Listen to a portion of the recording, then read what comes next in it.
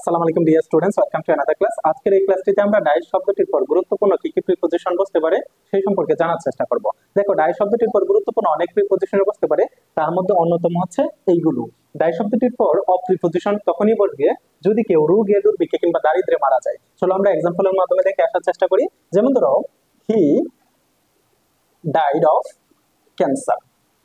He died of cancer, সে ক্যান্সারে মারা গিয়েছিল। যেহেতু ক্যান্সার একটি রোগ, যে কারণে ডাই শব্দটির পর অফ প্রিপজিশনটি বসেছে। কিংবা ফিভার, ফিভারও একটি রোগ। কিংবা ডেসেন্টারি, ডেসেন্টারি হচ্ছে একটি রোগ। কিংবা ধরো কলেরা, হ্যাঁ কলেরা। কিংবা হার্ট অ্যাটাক, হার্ট অ্যাটাক। তো এইগুলো হচ্ছে রোগ। যদি এই রোগে কেউ মারা যায় তখন ডাই শব্দটির পর অফ প্রিপজিশনটি বসবে।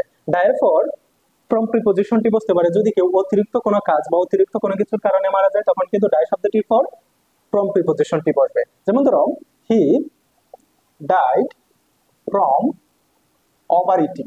ওভার ইটিং অর্থাৎ সে অতিরিক্ত খাওয়ার কারণে মারা গিয়েছিল। কিংবা ওভার এক্সারসাইজ, এক্সারসাইজ, সে অতিরিক্ত ব্যায়ামের কারণে মারা গিয়েছিল।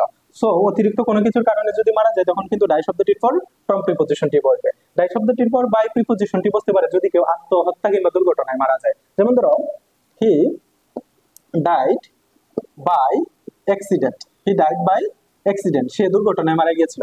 কিংবা died by suicide, died by suicide. কিন্তু কথা হচ্ছে, যদি কেউ অ্যাক্সিডেন্টে মারা যায় এবং অ্যাক্সিডেন্টের আগে যদি একটি প্রিপজিশন, একটি আর্টিকেল থাকে, তখন কিন্তু এখানে বাই না হয়ে ইন হবে। যেমন ধরো, he died in an accident. In an accident, তার মানে আমরা কি পাচ্ছি? অ্যাক্সিডেন্ট শব্দটির আগে একটি আর্টিকেল পাচ্ছি, যে কারণে এখানে বাই না হয়ে ইন বসবে। দেখো, ডাই শব্দটির পর ইন প্রিপজিশনটি বসতে পারে যদি কেউ যুদ্ধে কিংবা শান্তিতে মারা যায়। যেমন ধরো, he he died in an war. In a war অর্থাৎ সে একটি যুদ্ধে মারা গিয়েছিল, যে কারণে যুদ্ধে মারা গেলে সেখানে কি হবে? ইন প্রিপজিশনটি হবে ডায়ের পর। ঠিক একইভাবে ধরো, হি ডাইড ইন পিস, সে শান্তিতে মারা গিয়েছিল। তো যুদ্ধ কিংবা শান্তিতে মারা গেলে ডাই শব্দটির পর ইন প্রিপজিশনটি হবে।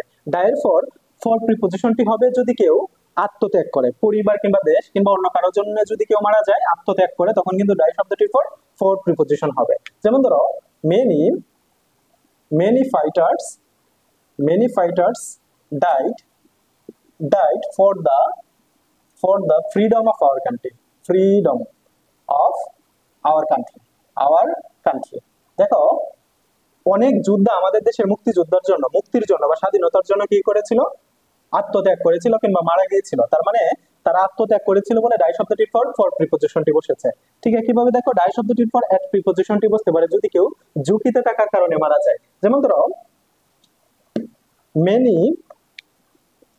many political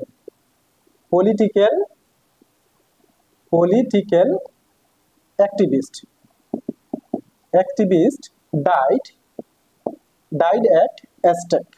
অর্থাৎ অনেক রাজনৈতিক কর্মী ঝুঁকিতে থাকার কারণে মারা গিয়েছিল। তার মানে ঝুঁকিতে থাকার কারণে যদি কেউ মারা যায়, ডাই শব্দটির পর এট প্রিপজিশনটি বসবে। তোমাদের জন্য প্রশ্ন, ডাই শব্দটির পর অন প্রিপজিশনটি কখন হবে?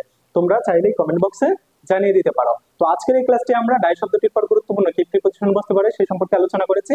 অন্য একটি ক্লাসে আমরা অন্য কোনো টপিক নিয়ে আলোচনা করব। সেই পর্যন্ত ভালো থাকো। আসসালামু আলাইকুম।